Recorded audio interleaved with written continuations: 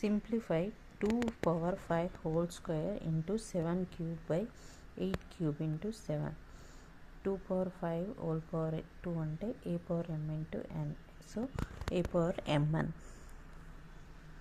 5 into 2, 2 power 10 into 7 cube. ఈ 8ని 2 cube రాసుకోవచ్చు. So 2 cube whole power cube into 7. 2 power 7 10 into ఇక్కడ 2 3 3 జా 9. So 2 power 9. 2 power 10 minus 9. 7 power 3 into by 7 కదా. 7 power 3 minus 1. So 2 into 7 square. 2 into 7 square means 49. So దీని answer వచ్చేసి 98.